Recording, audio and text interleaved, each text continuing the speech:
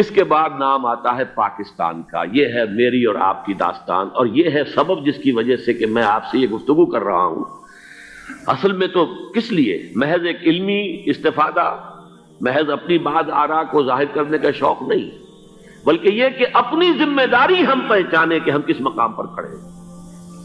دیکھیے، اس پاکستان کے بارے میں یا ہندوستان کے بارے میں علامہ اقبال نے کہا تھا اپنے ترانہ ملی میں، میر عرب کو آئی ٹھنڈی ہوا جہاں سے، میرا وطن وہی ہے، میرا وطن وہی ہے. اور مجھے بتایا گیا کہ سنن ابی داؤد میں یہ روایت موجود ہے کہ حضور نے فرمایا کہ ہندوستان کی طرف سے مجھے ٹھنڈی ہوا آتی، اگرچہ مجھے وہ حدیث ابھی نہیں ملی ہے، لیکن حزب التحریر کا ایک کارڈ مجھے ملا تھا، تو اس میں اس حدیث کا اور اس میں ابو داؤد کا روایت کا حوالہ موجود تھا. لیکن میں جو چیز آپ کو بتا چکا ہوں وہ یہ کہ الف ثانی کا پورا تجدیدی کارنامہ اس ہندوستان کی سرزمین میں ہوا. مجدد الف ثانی شیخ احمد سرندی، شاہ ولی اللہ دہلوی، سید احمد بریلوی، وہ تو ہمارے پاکستان میں آ کر جو ہے ان کا خون جذب ہوا ارض پاکستان میں.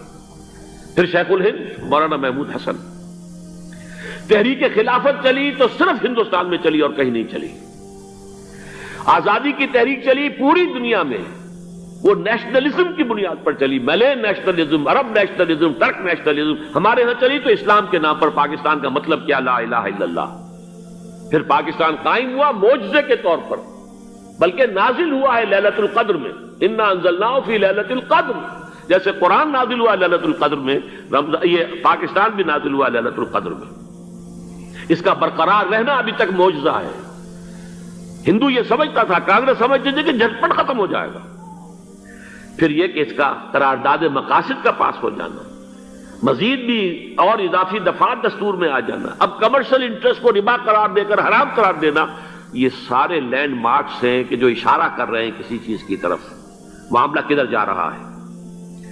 پھر یہ کہ یہ جو 14ویں صدی کے مجدد تھے شیخ الہند، اس کے بعد سے کچھ ایسی شخصیتیں عظیم پیدا ہوئی ہیں ہند میں، جن کو میں سمجھتا ہوں کہ 14ویں صدی کے مجدد اور 15ویں صدی کے مجدد کے درمیان، یہ 15ویں صدی کے مجدد کی راہ کو سیدھا کرنے والے، جیسے کہ حضرت یحییٰ نے کہا تھا میں تو آنے والے کا راستہ سیدھا کر رہا ہوں حضرت عیسیٰ کے لیے، ایسے ہی 15ویں صدی کے لیے امام مہدی کے لیے راستہ صاف کرنے والے سب سے پہلے علامہ اقبال، جنہوں نے اسلام کا تصور دین کی حیثیت سے دوبارہ زندہ کیا ہے، ورنہ اسلام ایک مذہب کی شکل اختیار کر چکا تھا.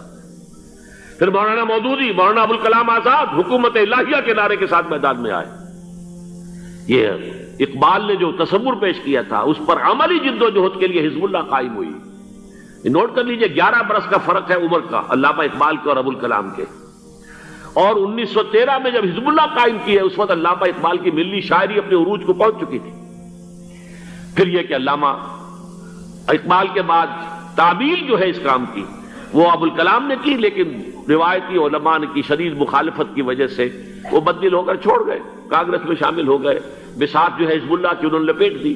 پھر مولانا مودودی آئے، انہوں نے وہ ڈور جو ہے اس کا سرا تھاما، جماعت اسلامی قائم کی حکومت الہیہ ہی کے قیام کے لیے. اگرچہ میرے نزدیک یہ کہ وہ انتخابی اور ایک قومی سیاست کی ایک جماعت بن کر پاکستان میں جو ہے دلدل میں پھنس گئی ہے. اب ہم اس کی کوشش کر رہے ہیں، تنظیم اسلامی اور یہ تحریک خلافت جس کے تحت یہ جلسہ ہو رہا ہے. یہ ساری چیزیں وہ ہیں کہ آپ کو سوائے پاکستان کے اور کہیں نہیں ملیں گی پوری دنیا میں. معلوم ہوتا ہے کہ پاکستان کو بہت بڑا رول پلے کرنا ہے اس میں. اور اس کے ساتھ اب جمع کر لیجئے افغانستان کی عمارت افغانستان، اسلامی عمارت افغانستان قائم ہو چکی ہے. یہ پچھلے 20 سالوں میں جو کچھ وہاں ہوتا رہا ہے اس سے پہلے تصور نہیں ہو سکتا تھا. کابل جو ہے وہ تو جیسے پیرس کا تمدن تھا ویسے کابل کا تھا، وہی لباس، وہی سکرٹس. یہاں جب آئے تھے شاہ ظاہر شاہ سرکاری دورے پر تو ان کی جو ملکہ صاحبہ تھی ان کے ساتھ وہ سکرٹ میں ملبوس تھی. کابل جو ہے وہ بالکل ایک پیرس کی طرح کا شہر تھا. آج کابل جو ہے جا کر دیکھیے، علامہ اقبال کے فرزند بھی دیکھ کر آئے ہیں، تو اگرچہ وہ خود میں سمجھتا ہوں کہ خاصے انہیں آپ لبرل کہیں، آزاد خیال کہیں، لیکن اس درجے متاثر ہو کر آئے تھے کہ انہوں نے یہ کہا افغانستان میں جو میں نے حالات دیکھے ہیں کہ اگر 2-4 اور مسلمان ملکوں کے اندر یہ نظام قائم ہو جائے تو پوری دنیا مسلمان ہو جائے گی. یہ سب کچھ کیسے ہو رہا ہے؟ یہ آنے والے دور کی جھلکیاں ہیں. Coming events are casting their shadows before. یہ سب بتا رہے ہیں کہ پاکستان افغانستان کو مل کر اس میں کوئی عظیم رول پلے کرنا ہے. اور اس کے ضمن میں اب میں علامہ اقبال کے بارے میں آخری بات کہہ رہا ہوں.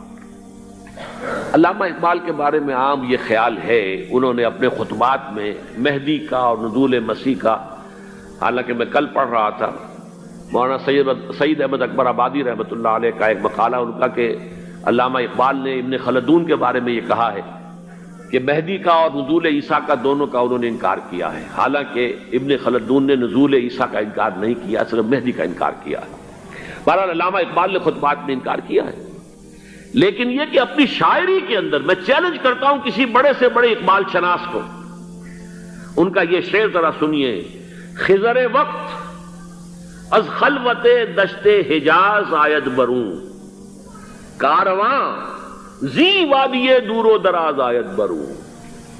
خضر وقت، امام وقت، رہنمائے وقت، قائد وقت، خلوت دشت حجاز، حجاز کی صحرا کی کسی خلوت گزینی سے نکل کر باہر آئیں گے. میں حیران ہوتا ہوں علامہ کے اس فکر پر اور اس مصرے پر. یہاں انہوں نے شیعہ اور سنی دونوں کے کانسیپٹ جمع کر دیے. شیعہ کا کانسیپٹ یہ چھپے ہوئے کسی غار میں وہاں سے برآمد ہوں گے، اور ہمارا کانسیپٹ میں ام سلمہ رضی اللہ تعالیٰ عنہ کی حدیث سنا چکا، چھپے ہوئے ہوں گے وہ وہاں پر، مدینے سے نکل کر آ کر مکے میں چھپ جائیں گے. اس خانہ جنگی کی حالت میں لوگ ان کی طرف دیکھ رہے ہوں گے، سوچتے ہوں گے انہیں میدان میں آنا چاہیے، کوئی پارٹ پلے کرنا چاہیے، امت کی رہنمائی کرنی چاہیے. لیکن وہ چھپیں گے، وہ کارے ہوں گے، وہ اس ذمہ داری کو قبول نہیں کرنا چاہیں گے، جا کے چھپ جائیں گے مکے میں. وہاں سے مکے والے انہیں نکالیں گے، اور وہ کارے ہوں گے، انہیں بالکل یہ پسند نہیں ہوگا کہ یہ ذمہ داری اٹھائیں.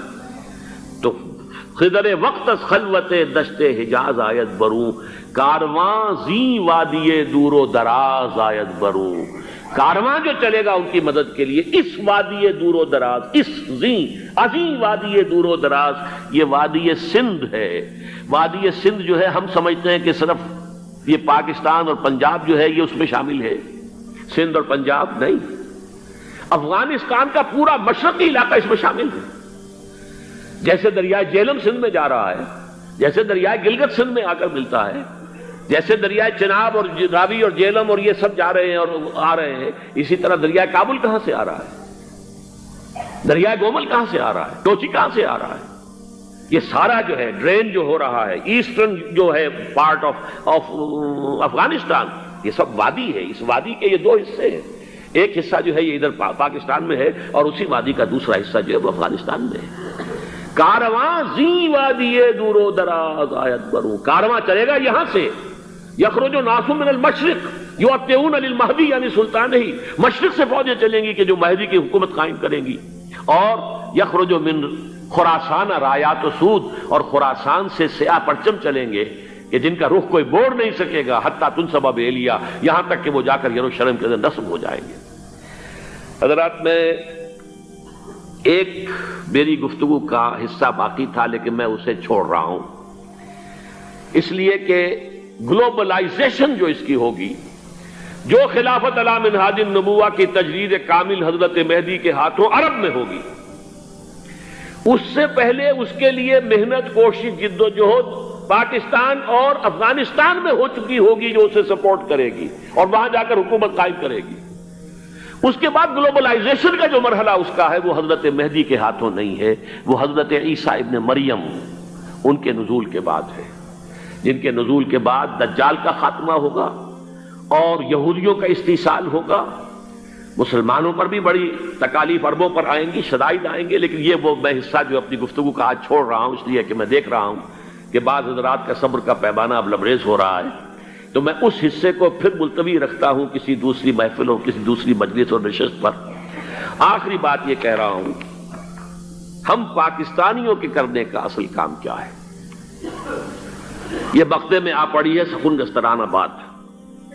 پہلی بات یہ کہ ہماری جد و جہد مرکوز ہو جانی چاہیے کہ یہاں خلافت علی منہاج النبوہ کا نظام قائم کرنے کی جد و جہد کریں.